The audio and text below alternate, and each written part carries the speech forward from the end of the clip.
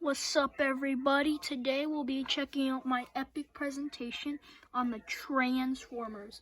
That's right, epic presentation. Let's do this. Alright, Transformers, Oh my gosh, it's the history of the Transformers. Let's do this.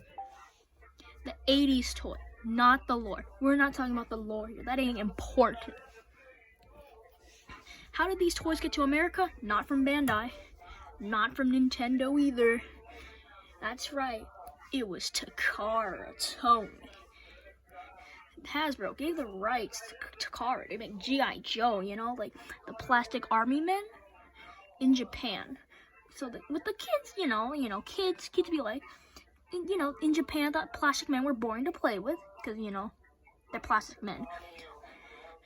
And who wants to play with plastic men? So Takara decided to make the G.I. Joe see-through robots, like robots. So much cooler, so much more interesting. Children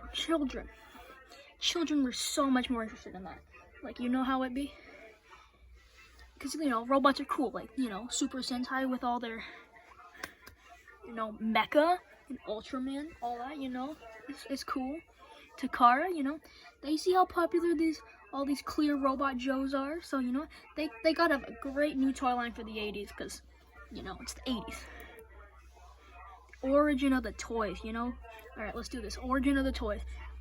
Oh, look, it's Micro Change, the Micro Change Takara toy line, and Diaclone, the other robot toy line that Takara made. Takara made these two toy lines, Diaclone and Micro Change, as I just said. These toys would end up in America as the Transformers guys, like, Hasbro. Like, they saw these interesting transforming robots and thought, hey, why don't we sell this in America, like, America. Because Americans will love robots that transform. Anyway, backstories. Marvel joins the history. Jim Shooter, top photo. Oh, shoot. Oh, wait, there he is. Let's go. Was told by Hasbro to make backstories for the Transformers. But he was looking for a writer, but, most weren't interested because, they knew that comics that have to do with, toys, they're kind of stressful, so he did some of it himself. He'd be like that. He's cool. Then, and then he was like, you know what? Bob Budiansky, he can bottom photo right there. Look at this man. He said he asked him to do some, and then Bob just went on to name all the characters for the next 4 years. He profiled all of them afterwards, anyways. Great. The toy line time. All right, let's do this. Oh, look at that! It's the original, all of them, the original toys. Let's do this. The first year of the toy line included 26 transforming plastic robots, with the Autobots mostly consisting of cars and trucks. Because wheels. Because good kids love wheels and cars. Decepticons, on the other hand, had flying vehicles, jets, or just smaller items like Soundwave, for example. Yeah, he's just a little cassette player, and his many mini minions are cassettes for him. And then Megatron himself transforms into a Walther P-38 handgun. All right, that's pretty cool. But who's gonna sell it? It's the 80s. That's no problem back then, Other toys. Hasbro were seeing so much success with the Transformers toy line so far. So for the second year, they started licensing other toys to sell. This included Jetfire, bottom photo down here. Beautiful toy, looks great. Who was originally made for Takatoku Toys from Macross, and Shockwave, top photo, he's just a cool purple guy, transformed into this cool laser gun, and he was made by Toyco as Astro Magnum, or Shockwave, as fans now call him. Competition, you gotta have some competitors when you're making toys, everybody's got their competitors. So Tonka, 6 months before Hasbro can, launch this great new toy line they call Transformers. Like, right before they hit the mark, they hit the market right before Transformers. 6 months early, like I said. When Transformers did go on shelf, they took GoBots out of the running. Like, no way. Like, Transformers was way more popular. You know how it be? You know how it be. Okay. And the fact that GoBots were targeted for, like, toddlers, like, young children, unlike this channel, had Transformers, they had, like, teenagers and other older kids in mind. Like, adults, too, sometimes, if they were interested. Of all ages, it could be having more interest, like, more audience to be interested in buying, Transformers. And, GoBots ended 3 years later because of their less success. Like, less successfulness of their of GoBots, Alright. So we got the movie. Look at that. Oh wait, that's the wrong poster. Sorry. Ah, there we go. 1986 came. Hasbro had to discontinue some of the toys, but like, why would you just discontinue them suddenly? That's not fun.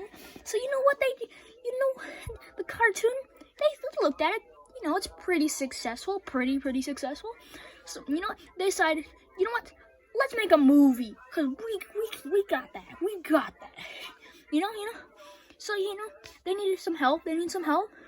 So, with the help of Ron Friedman, Lily was born. Like, Hasbro still has, but, Hasbro still had those toys to discontinue, and that's why the first 20 minutes of the film had so many characters die. Oh shoot, forgot about that. The one death that sat in almost every fan was, of course, Optimus Prime himself, the leader of the Autobots. Like, they had to kill off this man. Like, did they have to kill him off? No, but they had to discontinue his toy somehow, so he's gonna die. Good job, Hasbro. Totally good job. So, since he was the leader, kids were not happy about that. And, new leader, they introduced a new leader, but hey, he's not as good as Optimus. So, after that, the cartoon just wasn't as popular after that. And then, we go into the 90s, like late 80s, saw Transformers as a franchise just, losing popularity. The 90s coming in, they want to add those wacky colors in. So, I got an example photo here. This is Thundercracker. This ain't Thunder. This is horrible, crazy. His head looks like Dinobot, which we'll get to. And, they started working on Beast Wars, which has Dinobot. They added animals instead of, vehicles transforming. That gave them some success.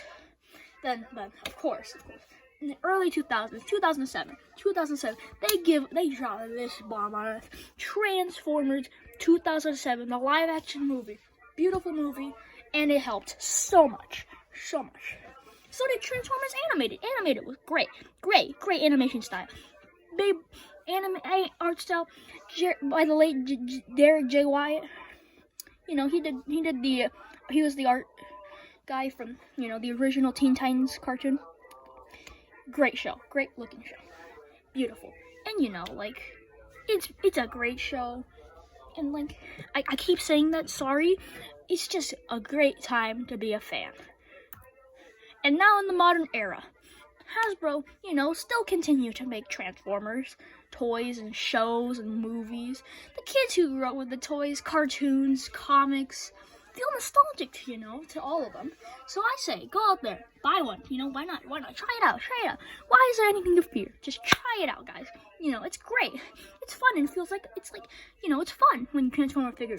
Just transform it one way or the other. It's like a puzzle, I thank you all, sitting, listening. As of now, Transformers: Rise of the Beast is out in theaters. I would recommend watching it. It is so good. It's great. Let's go. This was a great video. Alright, All right, those are my sources. All right, we got The Toys That Made Us, Netflix, Rodimus Primal, YouTube. He's great for characters. If you want to learn about more specific characters, we got Chris McFeely, basically the same gist of it. He does a lot of character profiling and just like, you know, lore in general. TF Wiki, the Transformers Wiki, just, you know, Wikipedia too. They're helpful, And Google Images, because without Google and Google Images, we wouldn't have this masterpiece right here. All right. I thank you all for watching. Thank you, and goodbye. Oh wait, my bad. Subscribe. Thank you. Goodbye, watching, thank you.